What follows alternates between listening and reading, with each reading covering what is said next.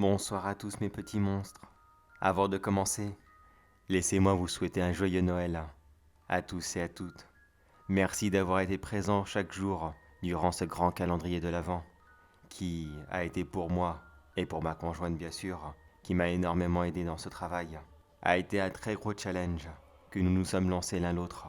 Mais cela me fait plaisir de voir que nous avons réussi et que vous avez passé un très bon moment en notre compagnie.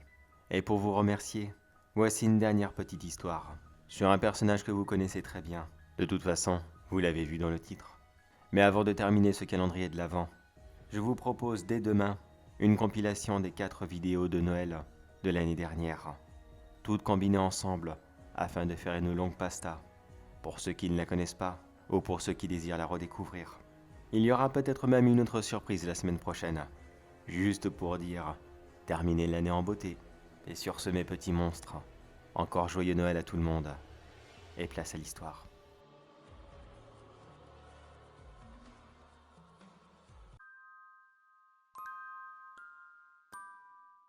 Les fêtes de Noël approchent à grands pas. Encore quelques jours, et nous y serons. Oh bien sûr, tout le monde attend l'arrivée du gros bonhomme rouge, qui vous apportera des cadeaux au pied du sapin. Mais il n'est pas tout seul dans ce monde. Vous avez bien sûr tous entendu parler du Père Fouettard, son opposé, qui apporterait du charbon aux enfants passage. Mais il existe autre chose, une créature nommée le Krampus, qui lui, n'a rien d'humain. Mais je ne vous apprends certainement rien. Beaucoup d'entre vous le connaissent sûrement déjà. Sa façon d'arriver chez les gens, avec son petit numéro, en passant par la cheminée comme le Père Noël, mais tout en détruisant celle-ci par rapport à sa taille imposante, et en attrapant les gens de la maison les uns après les autres, afin de les démembrer et de les ranger dans sa hotte, pour qu'il les mange beaucoup plus tard, en épargnant uniquement celui qui l'a invoqué. Mais connaissez-vous le rituel pour invoquer le Krampus? Sûrement beaucoup d'entre vous le connaissent. Mais laissez-moi faire un petit rappel, pour ceux qui l'ont oublié. Pour ce faire, rien de plus simple. Il suffit simplement de brûler la liste au Père Noël, écrite par un enfant. Attention, pas n'importe quelle liste bien sûr. Il ne suffit pas d'écrire quelques noms de jouets et de la balancer simplement au feu. Non, il faut que ce soit un enfant qui croit réellement à la magie de Noël et à tout ce qui l'entoure.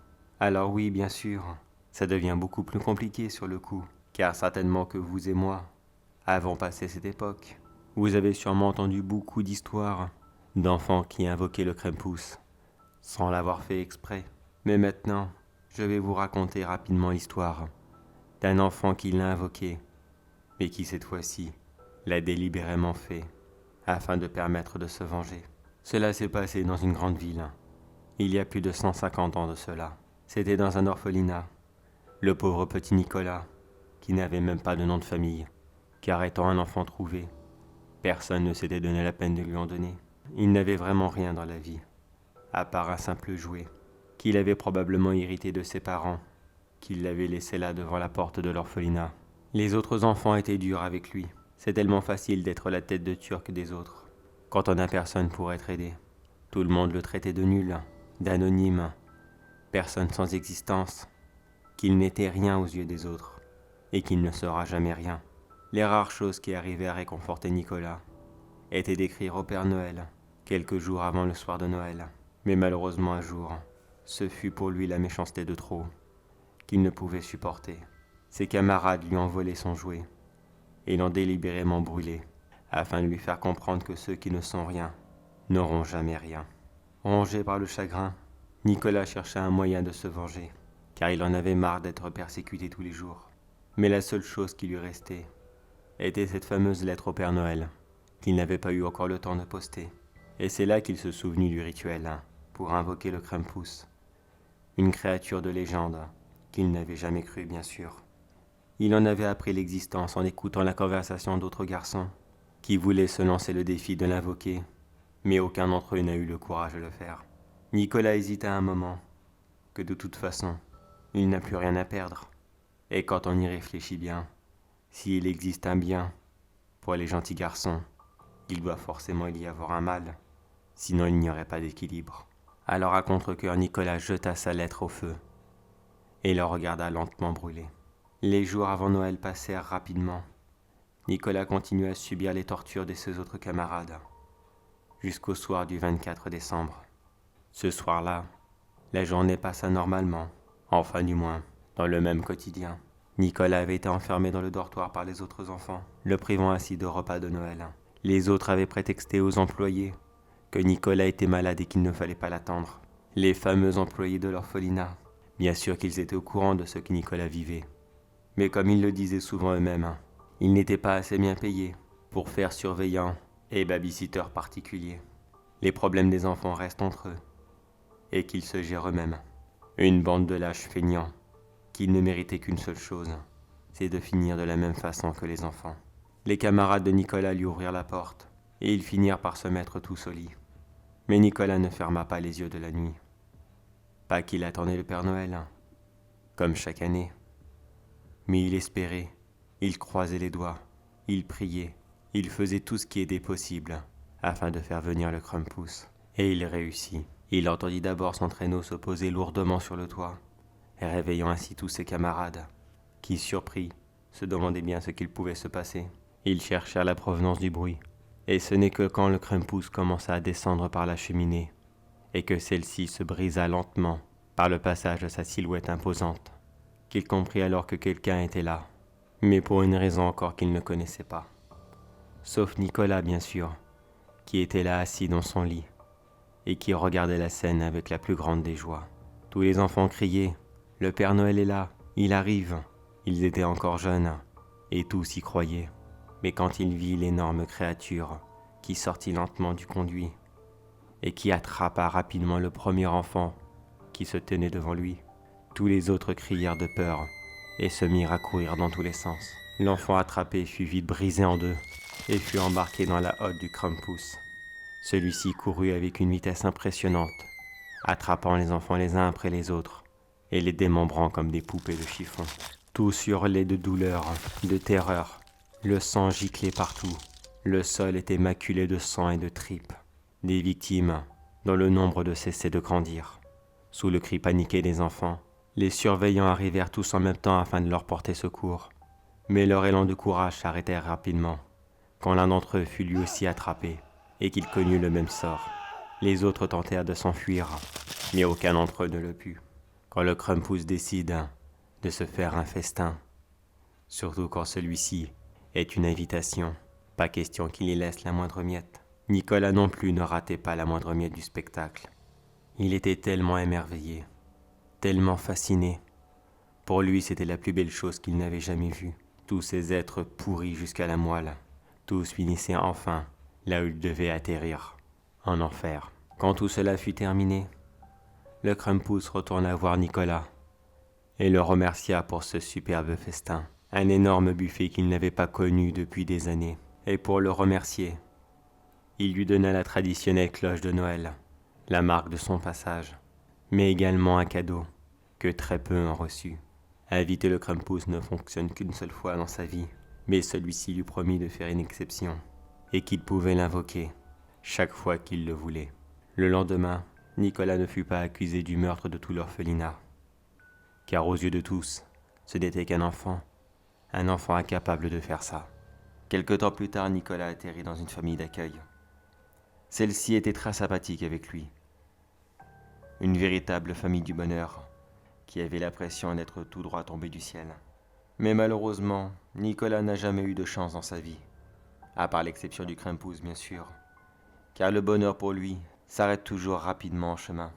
Le père de la famille fut licencié, et par manque de revenus, l'assistante sociale en charge de Nicolas le récupéra et le plaça dans une autre famille. Mais celle-ci n'était vraiment pas des saints. Nicolas mangeait rarement à sa faim. Il n'avait bien sûr pas le droit de prendre des gâteaux ou des bonbons entre les repas. Cela était réservé aux vrais enfants de la famille, comme ils aimaient bien le dire. La chambre de Nicolas était des plus misérables, et même le chien de cette famille vivait dans de bien meilleures conditions que lui. Pour la décrire au plus simple, il s'agissait d'une bande de pourriture qui profitait du système afin d'essayer de se faire beaucoup d'argent, au détriment du bonheur d'un enfant. Jusqu'au prochain Noël, où vous imaginez bien sûr que Nicolas, après avoir passé plusieurs mois avec eux, ne supportait plus du tout cette condition. Il répéta alors son geste, même si à ses yeux, écrire une lettre au Père Noël était devenu un petit peu ridicule. Il essaya quand même le coup, car le Krampus avait été formel avec lui.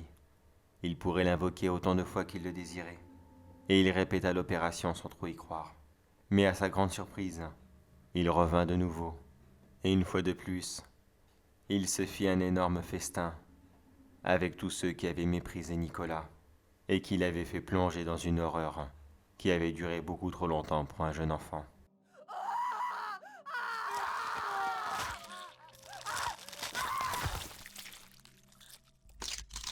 Le Krampus ne cessait de remercier Nicolas. Il était à ses yeux l'un de ses principaux fournisseurs de viande, alors que beaucoup de gens de nos jours ne l'invoquaient même plus, ou ne savaient même pas que cette créature existait réellement. L'ironie de l'histoire serait que l'ennemi principal du Krampus porte le même nom que cet enfant, comme quoi les opposés s'attirent toujours.